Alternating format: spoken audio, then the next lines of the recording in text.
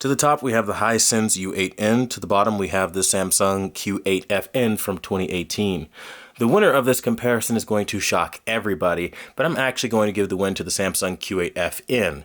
Now, it kind of goes in a couple different ways. So if you want black levels, that's really the only thing the Hisense U8N offers over the Q8N.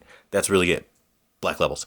And that is exactly why the Samsung Q8FN from 2018 beat out the 2024 Hisense U8N. So we did that in under 30 seconds. Smack a like on this video for just getting to the damn point. Now let's elaborate as to why we got to this verdict. Okay, so for starters, you can look at this image. It's very apparent. The color throw is just way better on the Samsung Q8FN to the bottom. You can see every bit of cyan. You can see every little bit of sharpness, color quality, everything. The facial details, it's just all there. Where on Hisense, it looks like a budget TV. You have a lot of posterization in the hair. That's not really something that you can see, but I can, versus on, again, the Q8FN that does not exist. Moving on to our next example, you can kind of see more of the same thing. You have a lot of the ambient light casting of the cyan and the smoke. And again, this is just one flat color of blue that you do not have that level of cyan or control on. Now, counteractively, the black levels are better on, again, the Hisense U8N. That's going to play a role in clarity.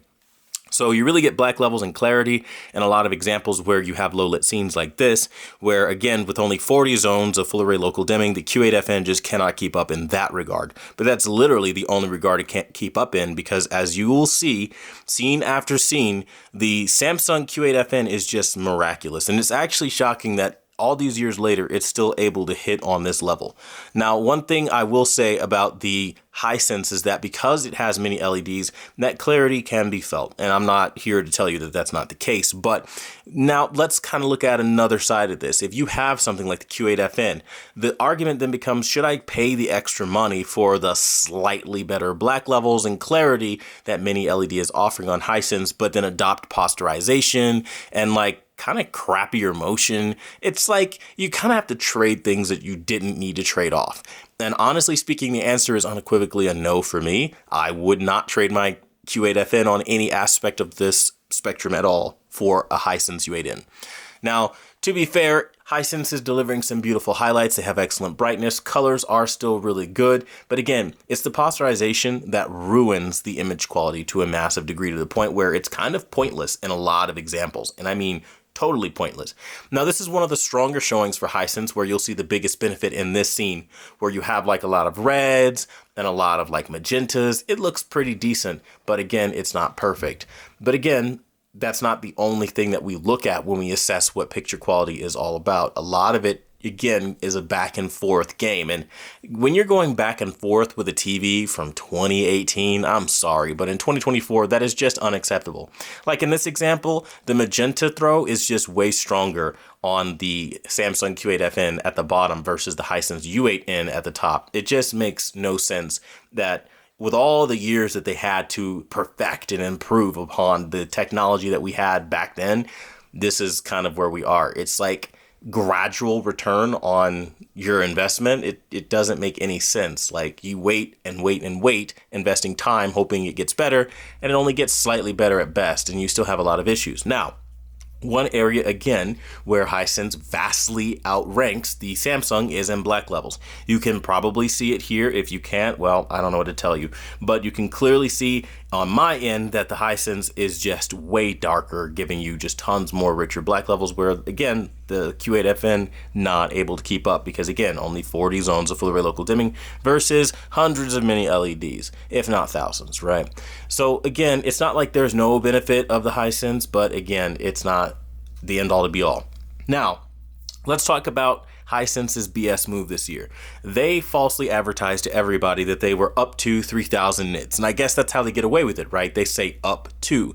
Well, then what is the up to part? Simply put, if you have the 55-inch version, they crap on you and you get only 1,800 nits. Well, the problem with that is the Samsung Q8FN gets over 2,100 nits.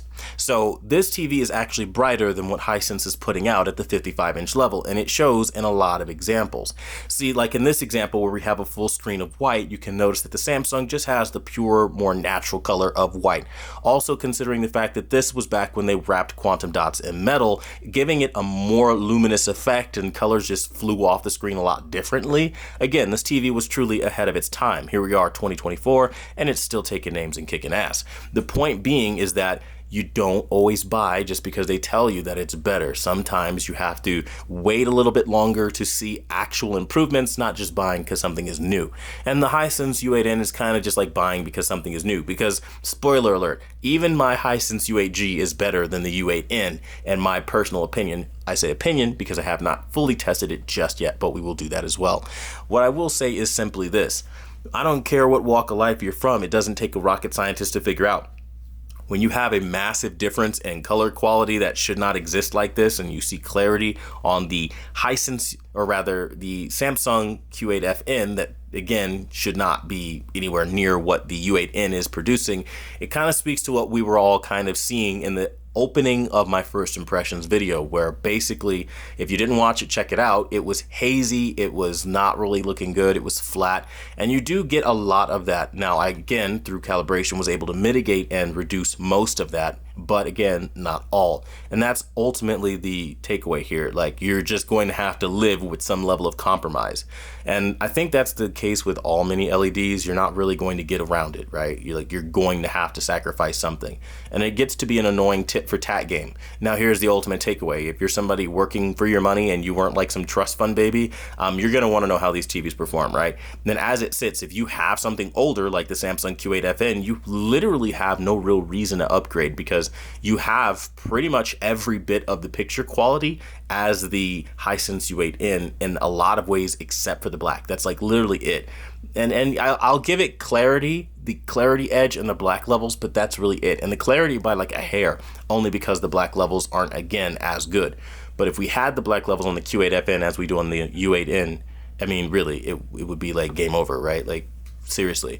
And I think that's the takeaway here. So hopefully this kind of helps you guys out. If you guys have any questions further than that, let me know in the comments down below. But I'm gonna still draw the verdict for the Hisense, or for the Samsung Q8FN, because the Hisense, unfortunately, with posterization, it just isn't getting the job done. And while it has nice colors, the colors aren't accurate. They tend to break a lot.